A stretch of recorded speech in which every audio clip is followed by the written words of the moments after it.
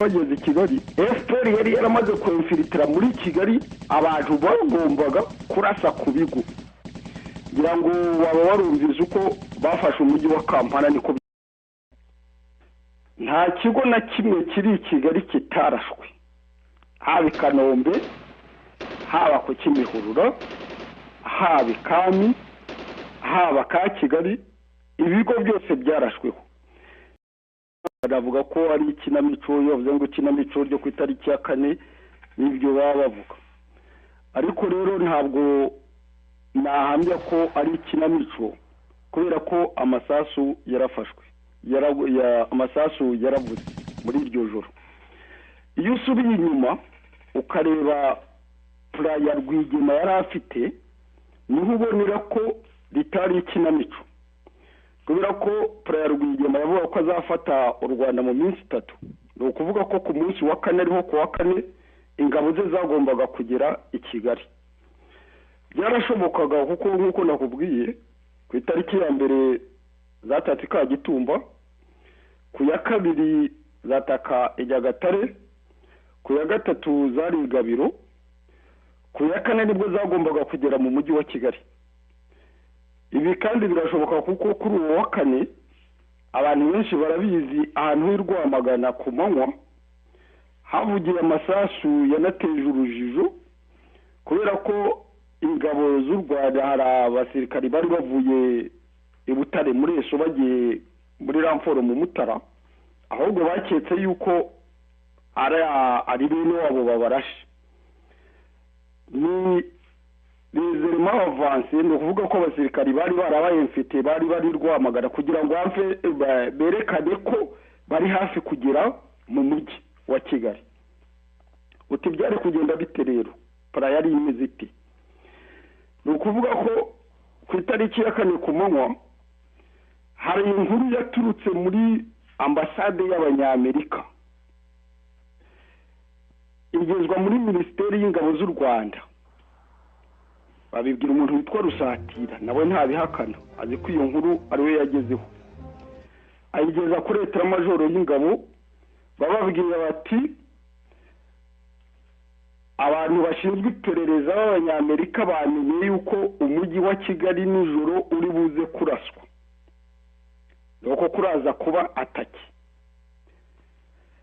urumva byagenze bite nkuko mubizi muri 90 u Rwanda ruterwa u Rwanda rwari rufite abasirikari batageze no ku 5,000 bari rufite amabatayo atarenza 3 ayo mabatayo yari yaragiye kurwana mu Mutara ni ukuvuga ko nta bandi basirikari bari basigaye bashoboraga kurinda umujyi wa Kigali icyakozwe rero nuko bagombaga gufata abasirikari bagiye mu Mutara bakabagarura i Kigali kuza kurinda umujyi no muri FPR rero yari bizi nuko bari bazi ko abasirikari bagiye mu Mutara niba basubiza i Kigali bagiye kurinda umujyi nabo babakurikira bakaza none intambara ikabera mu mujyi aho niho mvugira ko byashobokaga iyo playa yarashobokaga kandi reaction etamajoro yakoze niyo ngiye kuko nta kundi yari kubigenza yahise igarura abasirikari bagiye mu Mutara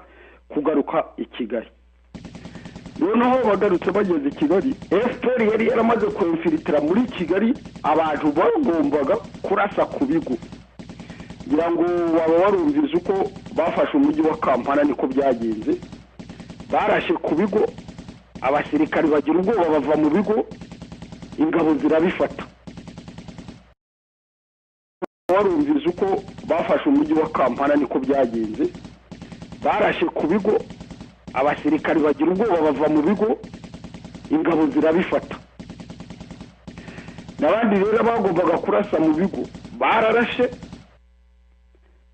abasirikari b'u Rwanda kubera ko bari babimenye ko baraza kuraswa nabo bararasa barasa abagombaga kuza gufata ibigo bagombaga kuba bavuye mu Mutara ntibaza noneho bararasa bigera mu gitondo nta kindi kintu kibaye abantu rero kuko babonye nta kintu cyabaye bati ni ikinamico kubera ko bagombaga kuza gufata ibigo bavuye mu Mutara bataje ahubwo kuki bataje hari ibintu bibiri byatumye bataza icya mbere ni uko Rwigema yari yarapfuye, noneho mu kumusimbura bitera ibibazo hagati ya Bunyonezi n'Abayingana, kuko kugeza ubu n'uyu munsi nta wuzi wategekaga ingabo z'inkotanyi Rwigema amaze gupfa.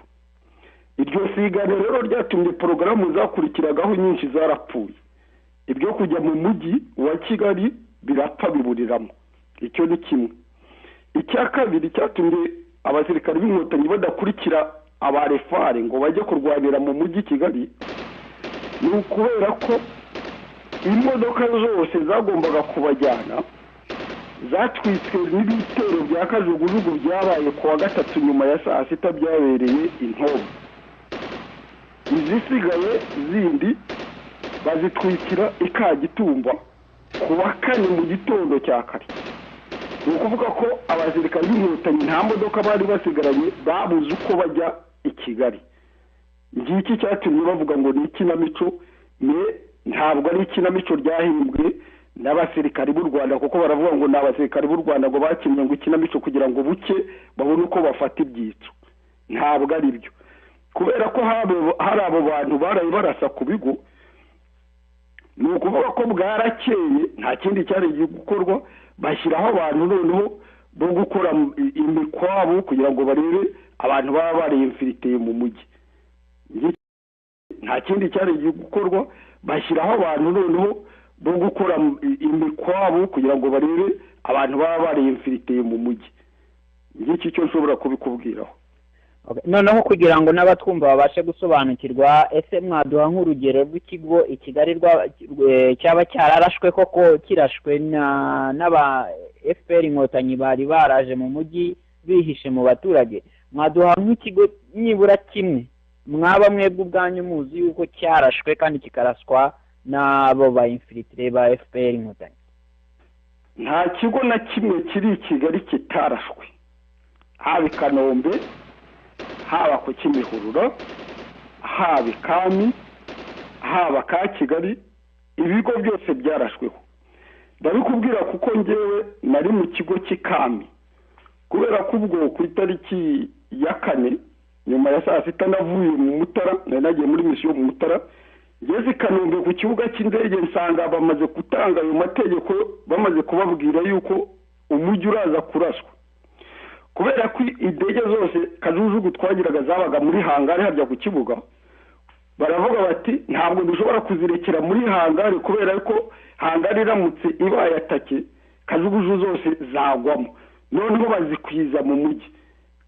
Zimwe zijya ku Kacyiru muri jandarumuri, izindi zijya muri ka Kigali, iyindi njyana Ikami.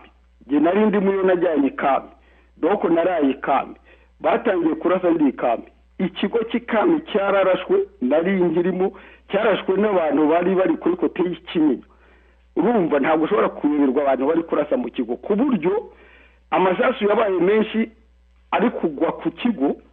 Noneho mboburije kudekora nijoro, navuye Ikami nijoro nko mu masaa 10, kajugujugu nyijyana mu Ruhengeri. Doko urumva ko rero ntabwo ari ikinamico, ntabwo ushobora gufata kajugujugu nijoro kubera ko uri gukina ikinamico ntubuze yuko nanagerayo.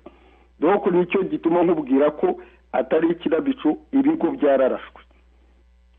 Ibigo byararashwe kandi ho abantu bari bamaze kugera. Ni ukuvuga ngo inkotanyi nyinshi zari ziri muri Kigali ku itariki ya 4 z'ukwezi kwa 10. Donc zari muri Kigali, misiyo yazo yari izo kurasa ku bigo kugira ngo abasirikari bari, kuko bari bazi ko baraza gutungura ibigo. Ndibumva amasasu avuze abasirikari bave mu bigo, noneho abavuye mu Mutara baze babifate. Noneho kubera yuko abasirikari bari babizi ko ibigo biraza kuraswa, bari biteguye, nta musirikari n'umwe wavuye mu kigo. Abari hanze baragumye bararasa, bari mu bigo nabo baragumye bararasa kugera mu gitondo. Okay. Murakoze kudusobanurira kuri iyo ngingo. Noneho rero nagira ngo turebe neza, iyo ni iminsi ya mbere y'intambara. Noneho rero tushyizemo vitesi tukihuta, reka tubuze mu 1994. kuko magingo aya ngaya noneho abanyarwanda benshi babuze ubuzima bwabo ku mpande zose.